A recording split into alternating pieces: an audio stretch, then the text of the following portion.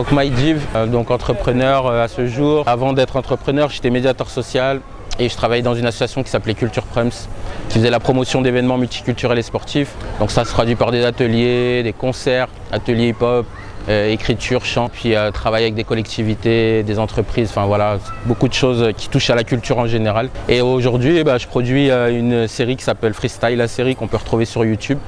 Et donc avec ma boîte de production M.Div Consulting, on travaille sur la communication pour les entreprises.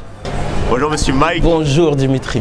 Mike, est-ce que rapidement tu peux te présenter en quelques mots? Bien sûr, je suis Mike Div, donc je suis entrepreneur dans le milieu culturel, production audiovisuelle et événementielle. Ok, je suis ambassadeur pour le projet 3 capitales de la paix avec Zulu Dance et l'AJT. Yes. Pour toi, c'est quoi ta définition de la paix?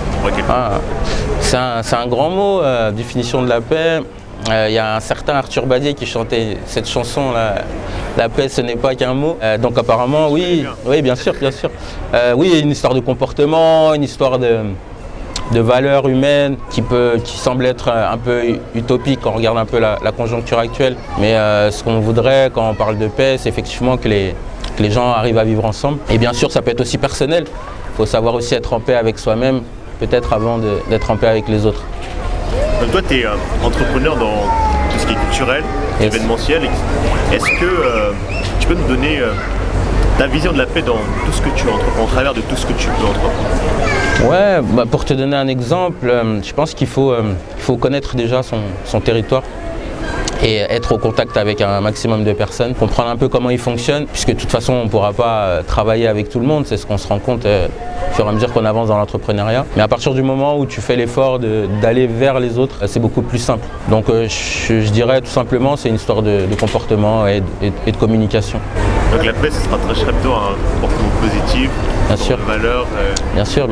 Et toi, qu'est-ce que tu transmets avec les jeunes que tu peux rencontrer, avec les personnes tout simplement on essaye de transmettre cette joie de vivre, cette envie d'être là, de faire des choses ensemble, de faire avancer le mouvement. C'était ça il y a quelques années, puisque j'ai beaucoup pratiqué le milieu associatif et j'étais médiateur aussi. Donc forcément, on contacte avec beaucoup de jeunes qui ont des projets, qui ont des idées, qui ont des ambitions. Et effectivement, il fallait leur transmettre ce désir déjà, cette envie de vouloir faire les choses. Et après, même s'ils ne savent pas par où ils vont passer, mais au moins qu'ils aient cette flamme.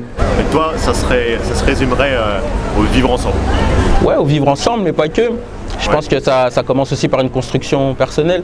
Il faut vraiment avoir la tête sur les épaules. Et donc on sait très bien que ça peut être jeune, moins jeune. On vit tous des périodes difficiles dans le parcours de cheminement de nos vies. Mais à partir d'un moment, il faut essayer de se construire, essayer d'avoir un objectif bien clair et précis et essayer de l'atteindre, tout simplement.